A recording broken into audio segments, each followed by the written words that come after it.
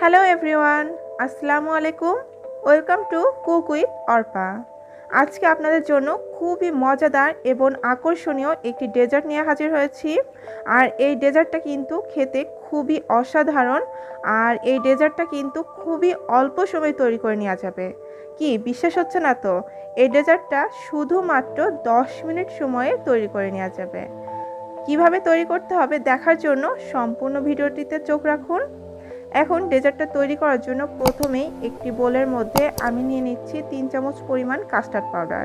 ডেজার্টটা তৈরি করার জন্য কাস্টার্ড পাউডারটা আমাদের লাগবে। এখানে 3 চামচ কাস্টার্ড পাউডার আমি নর্মাল টেম্পারেচারে পানি দিয়ে একটু গুলিয়ে একটা সাইডে রেখে দিচ্ছি।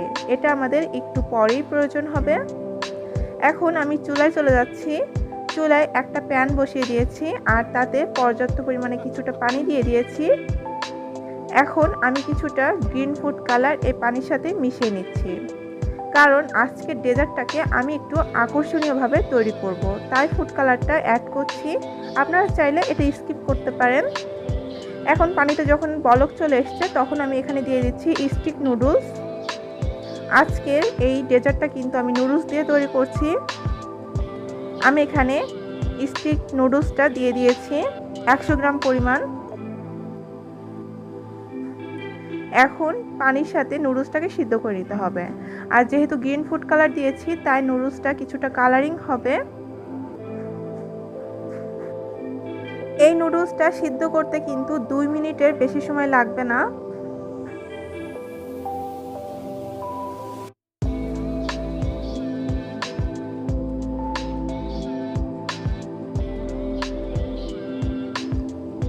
এই যে দেখতে পাচ্ছেন 2 মিনিট পরে কিন্তু আমার নুডলসটা সিদ্ধ হয়ে গিয়েছে। এখন এই নুডলসটাকে আমি চুলা থেকে নামিয়ে একটি ঝাঁঝরিতে ছেঁকে নেব। আর ছেঁকে ঠান্ডা পানি দিয়ে ধুয়ে একটা সাইডে রেখে দেব।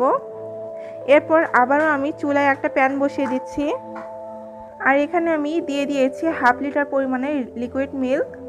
এখন অপেক্ষা করছি এই দুধের মধ্যে একটা বলক আসা পর্যন্ত। নেড়ে চেড়ে দুধটাকে বলক তুলে নিতে হবে। এই তো আমার দুধের মধ্যে বলক চলে এসেছে।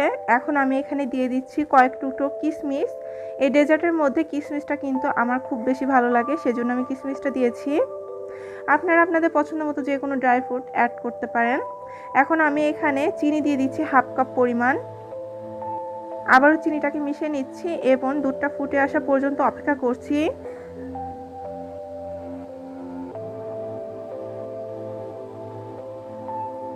চিনিটা দুধের সাথে গলে যে দুধে আবারও একটা বলক চলে এসেছে।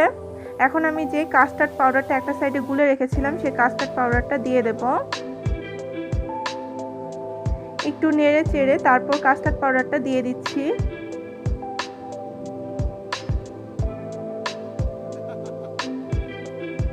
এখন দুধের সাথে এই কাস্টার্ড পাউডারটা মিশিয়ে নিতে হবে এবং চুলার আঁচটা মিডিয়ামে রেখে নেড়ে চেড়ে এটাকে 2 মিনিটের মতো কুক করে নিতে হবে। আর 2 মিনিটের মধ্যেই এটা কিন্তু ঘন হয়ে যাবে। বেশি ঘন করা যাবে না, জাস্ট একটা থিকনেস আসলেই আমি এখন এর মধ্যে দিয়ে দেব যে নুডলসটা সিদ্ধ করে রেখেছিলাম সেই নুডলসগুলো। এখন নুডলসগুলো দেওয়ার পরে এটাকে আবারও 1-1.5 মিনিটের মতো কুক করে নিতে হবে। 1-1.5 মিনিট বলতে এটার মধ্যে আবারও একটা বলক তুলে নিতে হবে। আর এখানে এটাকে কন্টিনিউয়াসলি নাড়তে হবে, কারণ নাড়াচাড়া বন্ধ করলে কিন্তু নিচের থেকে ধরে যেতে পারে, কারণ যেহেতু এটাতে কাস্টার্ড পাউডার দেওয়া আছে। আর এই যে আপনারা দেখতে পাচ্ছেন এখানে এটা কিন্তু ফুটছে। আমার এটা তৈরি হয়ে গিয়েছে। এখন এটাকে আমি নামিয়ে নেব। আর নামানোর পরে যখন এটা পুরোপুরি ঠান্ডা হয়ে যাবে তখনই আমি এটাকে সার্ভ করে নেব। এই যে দেখতে পাচ্ছেন আমি এটাকে সার্ভ করে নিয়েছি। আর উপর দিয়ে কিছুটা বাদাম, কাজু বাদাম এবং পেস্তা বাদাম কুচি দিয়ে দিয়েছি। সেই সাথে তৈরি হয়ে গেল আমার ভীষণ মজাদার কাস্টার্ড নুডলস।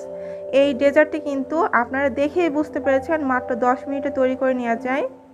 মানে এই নুডলসটা খেতে কিন্তু খুবই মজার। আপনারা অবশ্যই বাসায় তৈরি করে দেখবেন। আর এটা ঠান্ডা হওয়ার পরে কিন্তু বেশ ঘন হয়ে গিয়েছে, আপনারা বুঝতে পারছেন। তাই চুলায় থাকতেই কিন্তু বেশি ঘন করবেন না। আর এটাকে আপনারা ফ্রিজে ঠান্ডা করেও খেতে পারবেন। বাচ্চারা কিন্তু এই ডেজার্টটি খুবই পছন্দ করবে।